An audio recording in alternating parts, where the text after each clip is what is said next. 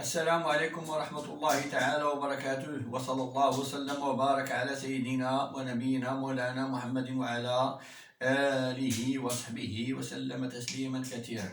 Mes élèves de deuxième année baccalauréat, sciences expérimentales, SVT ou bien sciences physiques, je vous présente ici la suite de la leçon du métamorphisme. Après avoir, dans la première vidéo, j'ai présenté le métamorphisme comme une introduction au métamorphisme. Dans la deuxième vidéo, j'ai présenté les roches, les caractéristiques minéralogiques structurales des roches métamorphiques de la zone de collision. Dans cette vidéo, Inch'Allah, dans cette leçon, on va présenter les caractéristiques et structurales des roches métamorphiques, mais cette fois-ci des zones de subduction, sachant que les roches métamorphiques sont liées à la tectonique des plaques.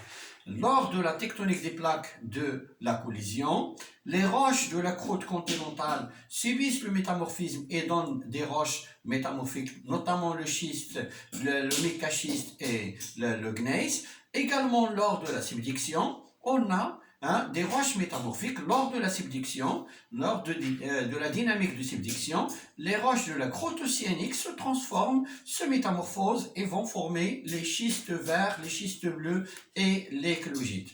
Mais pour les roches métamorphiques des zones de subduction, on ne pourra jamais les voir au niveau des zones de subduction parce que au niveau des zones de subduction, on a toujours cette transformation des roches de la croûte océanique qui se transforment en schiste vert.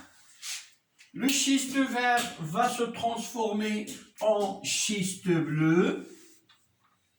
Et le schiste bleu va se transformer en éclogite.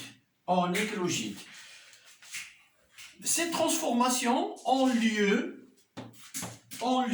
en profondeur, c'est-à-dire que la profondeur de l'enfouissement, on a le schiste vert, puis le schiste bleu, puis l'éclogite. Si on veut avoir des échantillons de ces roches, il faut aller dans des profondeurs très élevées, qu'on ne pourra jamais atteindre pour avoir des échantillons de ces roches. Donc, au niveau des zones de subduction actuelles, il n'y a pas de désaffleurement de ces roches des zones de subduction. Pour les étudier, il faut aller dans des chaînes de collision qui sont précédées par une obduction. Parce que lors de l'obduction, il y aura la mise en place d'un complexe ophiolitique qui contient des roches métamorphiques de la croûte océanique métamorphosée qui se sont transformées en schiste vert, schiste bleu et éclogite. Donc il s'agit d'une chaîne de montagnes mais qui contient des roches métamorphiques de la zone de subduction. Je précise qu'il s'agit d'une chaîne de montagnes. Par exemple, ici, on a une collision avec un fragment de la croûte océanique qui contient des schistes verts, des schistes bleus et des éclogites. Des schistes verts, des schistes bleus et des éclogites et qui témoignent de la subduction. Maintenant, on va passer à l'étude de ces roches au niveau d'une chaîne de collision, notamment les Alpes. On va étudier sur la carte la localisation de ces roches sur la carte des Alpes et au niveau des échantillons et au niveau de l'étude de lame mince. Voilà ici une carte géologique de la zone des Alpes. Une carte géologique de la zone des Alpes. Voilà la plaque adriatique qui est l'Italie, la plaque européenne de l'Europe, et entre les deux plaques, on a la chaîne des Alpes. Voilà la légende de cette carte géologique des Alpes. Bien évidemment, pour l'orientation, on est toujours ici, c'est le nord, l'ouest, l'est et le sud.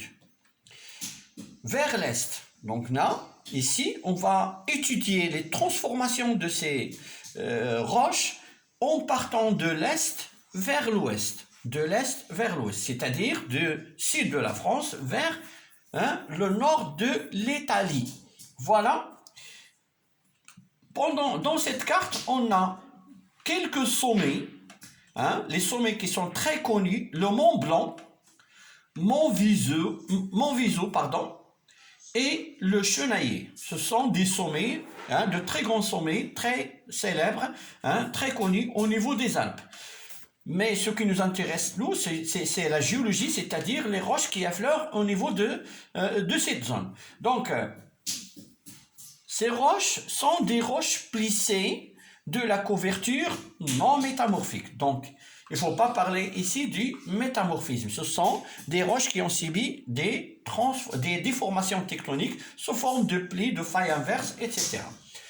Ici, en jaune, on a des roches métamorphiques, mais un degré de métamorphisme qui est faible. Ici, on a en jaune des roches, des affleurements de roches métamorphiques, mais avec un degré de métamorphisme qui est faible. En vert, les roches, les affleurements en vert, ce sont des faciès de schiste vert, c'est-à-dire qu'on est passé d'un degré de métamorphisme faible au faciès de schiste vert. Et juste après, on a le faciès des schistes bleus, c'est-à-dire que le degré de métamorphisme augmente en allant des roches en jaune vers les roches en bleu. Et en blanc avec des points jaunes, en jaune avec des points rouges, ça c'est le faciès des éclogites et c'est le degré maximal du métamorphisme. Donc on a un faible degré de métamorphisme, les schistes verts, les schistes bleus et les éclogites qui présentent toujours un maximum de degré de métamorphisme. Voilà, donc à ces roches métamorphiques est associé le complexe ophiolitique, en violet ici, en violet, c'est l'ophiolite, des métagabbros et des métapéridotites. Pourquoi la péridotite? Parce que c'est la roche du manteau supérieur qui affleure avec qui affleure au niveau de l'ophiolite dans cette région. Donc, au niveau des affleurements, on a des schistes verts, on a des schistes bleus, on a des éclogites associés à l'ophiolite. Et le degré de métamorphisme augmente progressivement en allant de l'est vers l'ouest. Ça, c'est pour la localisation de ces roches, c'est-à-dire au niveau de la carte. On va étudier ces roches à l'œil nu et au niveau une étude de la masse de chaque type de roche. On commence par l'observation à l'œil nu du schiste vert. Voilà, vous remarquez bien qu'elle a une couleur verte, c'est pour cela qu'on appelle le schiste vert. Et remarquez bien qu'elle a une structure schistosée, plutôt foliée, avec des minéraux clairs sous forme de points blancs, des minéraux gris, des minéraux verts et des minéraux gris. Sur la lame mince, voilà, ici, voilà, au niveau de l'affleurement, ça c'est tout un affleurement de schiste vert à côté de la Méditerranée, au niveau des Alpes. Voilà, et affleurent, ils ont toujours de la couleur verte avec une orientation des minéraux, c'est-à-dire qu'ils ont subi une structure foliée. Au niveau de la lame mince, voilà. On étudie les minéraux de plus près. Regardez, on a le F ici. Le F, il représente le feldspathe. Le feldspathe. Le F, c'est le feldspathe, un minéral, caractéristique normalement des gabbros, ou bien des gabbros surtout, et des basaltes aussi. Et le pyroxène, le PX qu'on a au milieu ici, c'est le pyroxène. C'est un minéral également caractéristique du gabbro.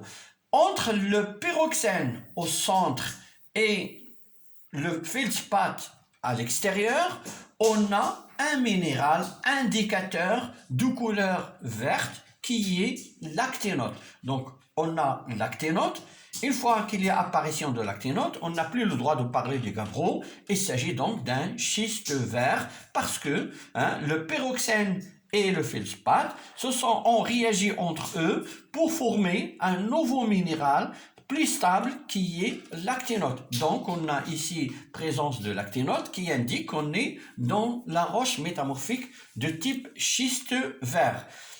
Pour le schiste bleu, remarquez bien des morceaux ici de schiste bleu, ils ont une coloration verte. Avec chaque roche, au niveau de chaque échantillon, on trouve des orientations des minéraux qui témoignent d'une structure de foliation, c'est-à-dire que la roche a subi une très grande pression, ce qui a rendu que les minéraux sont orientés. On parle d'une foliation. Au niveau de la lame mince, regardez, une lame mince de schiste bleu.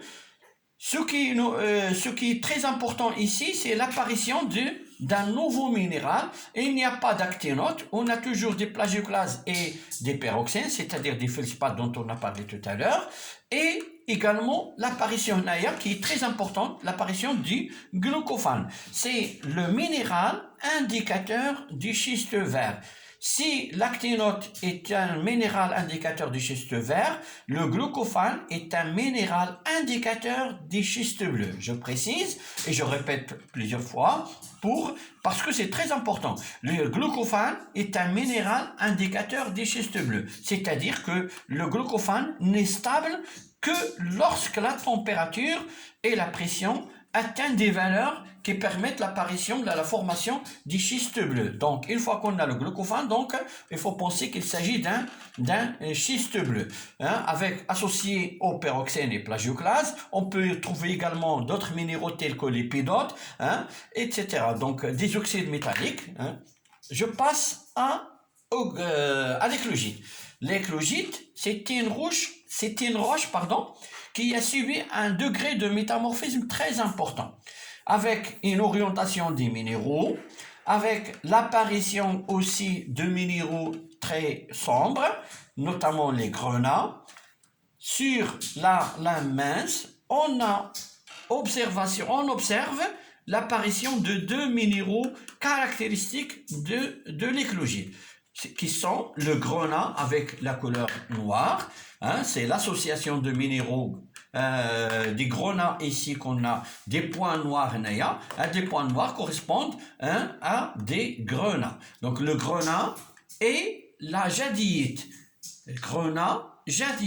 La jadéite est un minéral qui est un peu clair. Le grenat, c'est un minéral qui est sombre. Donc, les grenats sont caractérisés par deux types de minéraux qui sont des minéraux indicateurs de l'éclogite. Ce sont la jadéite et le grenat. Voilà pour l'étude des roches, soit à l'œil nu, soit sur lame mince. Ce tableau nous présente la composition minéralogique des trois roches métamorphiques des zones de subduction: schiste vert, schiste bleu, l'éclogite. Si jamais vous avez un tableau comme celui-là dans l'examen national, pensez à que les plus indiquent que il y a présence du minéral, tandis que les signes moins indiquent l'absence de minéral. Donc, les minéraux sont des plagioclases, actinote, épidote, glucophane, jadéite, grenat. Vous pouvez avoir d'autres minéraux que j'ai pas cités ici, mais le processus est toujours le même. C'est-à-dire, tu n'as pas à prendre par cœur les minéraux, mais tu vas les utiliser à partir du tableau, à partir des données de l'exercice, sous forme d'un tableau, comme exemple celui-ci. Donc, dans le schiste vert, on a la présence des deux minéraux, plagioclase et actinote. Par contre, pour l'épidote, il est absent, le glucophane aussi, jadéite et grenat aussi sont absents. Dans le schiste bleu, on n'a plus d'actinote. Le plagioclase, il est rare. hein, elle est très rare, c'est-à-dire que c'est difficile de rencontrer un plagioclase au niveau du schiste bleu. Par contre, on a l'épidote et le glucophane dont on a parlé tout à l'heure, c'est un minéral caractéristique du schiste bleu. Là, alors que la jadéite et grenat, c'est difficile de les trouver dans un schiste bleu. On peut trouver par exemple dans d'autres cas, hein, le glucophane associé à la jadéite ou bien associé au grenat, mais pas les deux. Dans l'éclogite, on a absence de l'épidote et du glucophane qui vont être absents, qui vont disparaître, et l'apparition de la jadéite et du grenat. Donc, dans l'éclogite, on n'a ni plagioclase, ni actinote, ni glucophane, ni épidote, mais on a présence de la jadéite et de grenat. Donc, on peut parler des transformations minéralogiques qui ont lieu lors de la formation de ces roches. Hein? Lors de la formation des schistes verts, on a apparition de l'actinote. Le plagioclase existait déjà dans le gabbro. Et lorsqu'on passe du schiste vert au schiste bleu, on a disparition des plagioclases et de l'actinote et apparition de l'épidote et le glucophane. Et lorsqu'on passe du schiste bleu vers l'éclogite, l'épidote et le glucophane vont disparaître et il y aura apparition de la jadéite et du grenat. En ce qui concerne la composition chimique, on a un tableau qui nous montre la composition chimique des trois roches métamorphiques. Qui sont ces trois roches métamorphiques? Ce ne sont que des schistes verts, schistes bleus et l'éclogite. Ces éléments chimiques, SiO2, Al2O3, MgO, etc., ce sont des éléments chimiques qu'on trouve dans une roche, à des proportions variées. Mais les trois types de roches métamorphiques, schiste vert, schiste bleu et éclogite, ont la même composition chimique, c'est-à-dire que tous les trois ont la même composition en oxyde de silicium, oxyde d'aluminium, etc. Voilà les valeurs. Et si on compare ces valeurs avec les valeurs des roches de la croûte océanique, notamment le basalte ou bien le gabbro. Regardez, ces deux types de roches, basalte et gabbro, ont la même composition chimique, voilà, de SO2, Al2O3, oxyde de magnésium et oxyde de fer, oxyde de calcium, ils ont tous les deux les mêmes compositions. Maintenant, est-ce que ces valeurs des compositions chimiques sont comparables à ceux des trois types de roches métamorphiques? Oui, elles sont très comparables, sont très proches l'une de l'autre, c'est-à-dire 47, 49 ou bien 50, 14 également 17 NA. C'est-à-dire qu'on n'a pas de très grande différence. C'est-à-dire on dit dans cette analyse, si jamais on vous demande de faire une analyse de la composition chimique, on dit que les trois types de roches métamorphiques, schiste vert, schiste bleu et éclogite, ont la même composition chimique que celle du basalte et du gabbro. Et ça signifie que la roche mère des roches métamorphiques, schiste vert, schiste bleu et éclogite, n'est rien d'autre que le basalte et le gabbro. On peut le dire d'une autre façon, c'est-à-dire que le basalte ou bien le gabbro subit un métamorphisme et c'est lui qui va donner les trois types de roches métamorphiques.